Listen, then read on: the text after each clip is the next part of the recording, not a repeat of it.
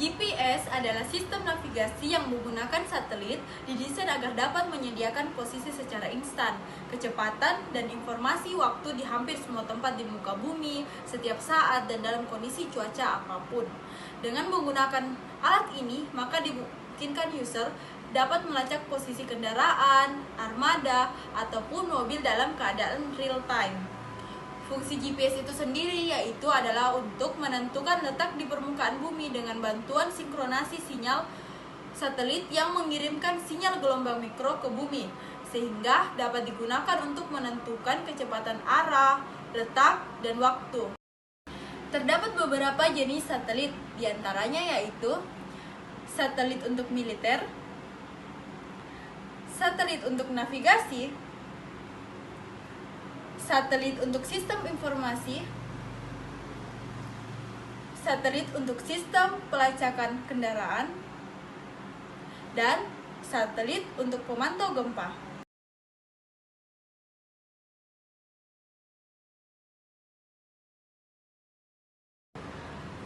Sistem GPS terbagi menjadi 3. Yang pertama, sistem satelit yang berfungsi untuk menerima dan menyimpan data yang ditransmisikan oleh stasiun-stasiun yang dipancarkan.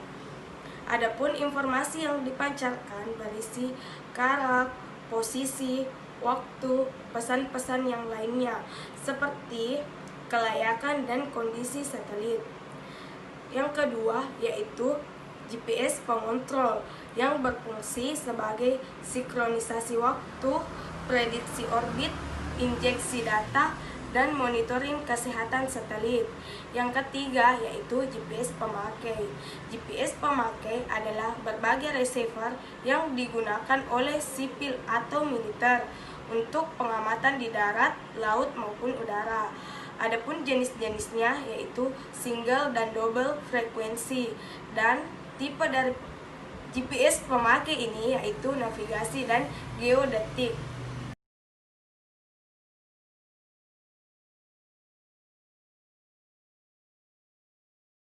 GPS receiver dapat ditentukan dengan cara menerapkan konsep triangulasi seperti pada gambar.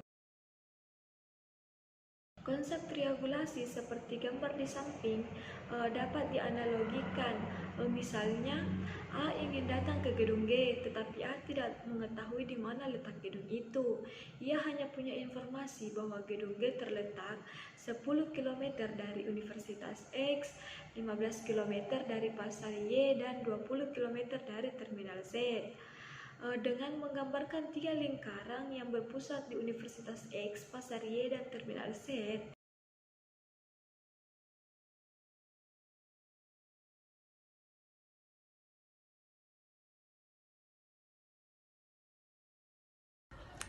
Pada kesempatan kali ini, saya akan menjelaskan sedikit mengenai bagian-bagian kerja dari GPS. GPS terdiri dari 3 segmen. Yang pertama dikenal dalam sebutan space segment. Space segment ini terdiri dari 24 satelit, di mana masing-masing satelit akan mengirimkan sejumlah sinyalnya dengan berbagai komponen, yaitu 2 buah gelombang sinus atau yang biasa disebut dengan carrier frekuensi atau frekuensi pembawa, 2 buah kode digital, dan sebuah pesan navigasi. Selanjutnya adalah kontrol segmen. Kontrol segmen ini terdiri dari 5 stasiun penentu di seluruh pelosok dunia. Stasiun utama dari kontrol segmen ini terletak di Amerika Serikat. Tugas utamanya untuk menjejaki satelit GPS dengan tujuan untuk menentukan dan memprediksi lokasi satelit, integritas sistem, jam atom satelit, dan beberapa pertimbangan-pertimbangan lainnya.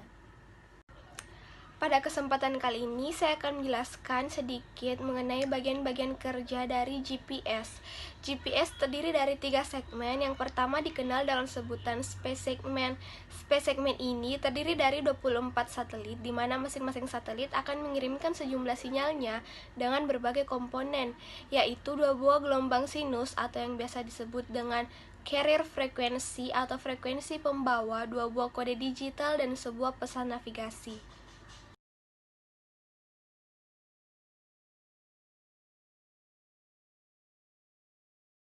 Yang pertama yaitu kondisi atmosfer. Kondisi atmosfer yang berubah dapat mengakibatkan kecepatan GPS berubah. karena sinyal tersebut melewati atmosfer bumi dan ionosfer, sehingga kecepatan gelombang mikro dari satelit akan berubah yang akan mempengaruhi perhitungan jarak menjadi tidak akurat. Yang kedua yaitu ephemeris error dan cloud error, yaitu sinyal pada GPS membawa informasi tentang error pada ephemeris atau posisi secara orbital. Yang ketiga adalah selective availability atau SA.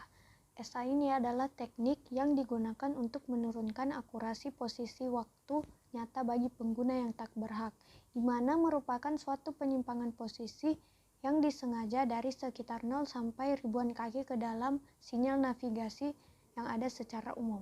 Selective availability ini bisa dihilangkan dengan cara koreksi secara diferensial. Yang keempat adalah multipath, yaitu signal yang mengalami pantulan akibat memasuki atmosfer bumi ketika menuju ke antena GPS. Dan yang kelima adalah dilution of precision atau DOP. DOP ini merupakan sebuah indikator kualitas dari geometri pada konstelasi satelit. Perhitungan sebuah posisi bisa berbeda-beda, tergantung pada satelit mana yang sedang digunakan. Perbedaan geometri satelit bisa memperbesar atau bahkan memperkecil error pada GPS. Semakin besar sudut antara satelit dengan yang lainnya, maka akan memperkecil nilai DOP dan menghasilkan pengukuran yang lebih baik. Nilai yang tinggi pada DOP berarti mengindikasikan geometri yang buruk pada satelit.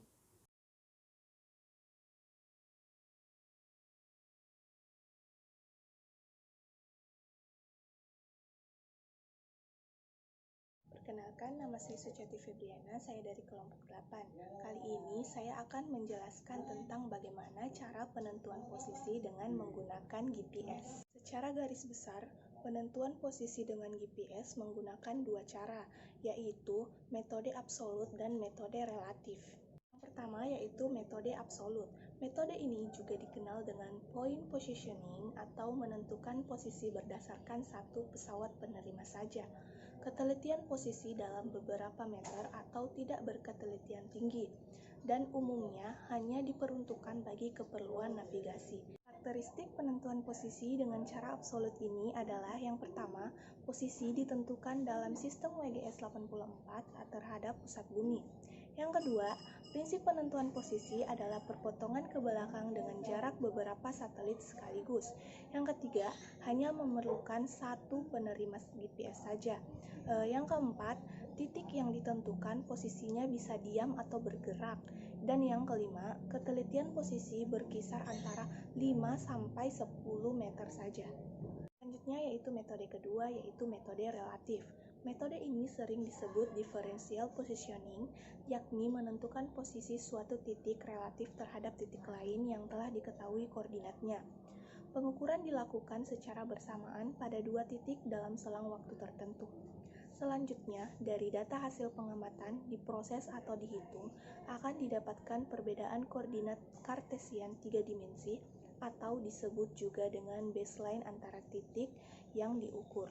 Metode ini menghasilkan posisi yang berketelitian tinggi, umumnya kurang dari 1 meter, dan diaplikasikan untuk keperluan survei geodetik atau pemetaan yang memerlukan ketelitian yang tinggi. Karakteristik umum dari metode penentuan posisi ini yang pertama yaitu memerlukan minimal 2 penerima, satu ditempatkan pada titik yang telah diketahui koordinatnya.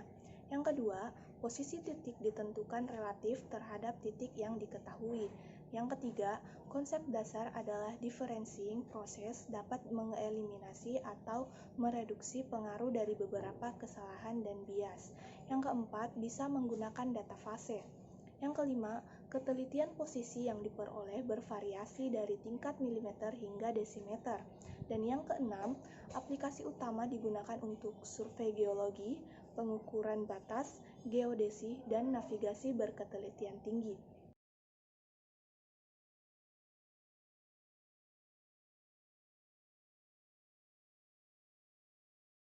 Penggunaan GPS. Yang pertama, hal-hal yang perlu dilakukan agar kesalahan posisi akibat salah setting receiver dapat dikurangi yaitu perlu tahu datum yang dipakai pada peta kerja. Yang kedua, setting parameter receiver sesuai dengan yang ada pada peta. Yang kedua, yaitu hal-hal lain yang wajib dilakukan saat pengukuran di lapangan, yaitu stup harus selalu dicek saat akan ke lapangan maupun setelah pergantian baterai dilakukan. Yang kedua, hindari pengukuran dekat gedung transmisi tegangan tinggi, stasiun pemancar besar seperti radio atau TV. Yang ketiga yaitu pengoperasian alat tergantung receivernya ditambah metode yang digunakan.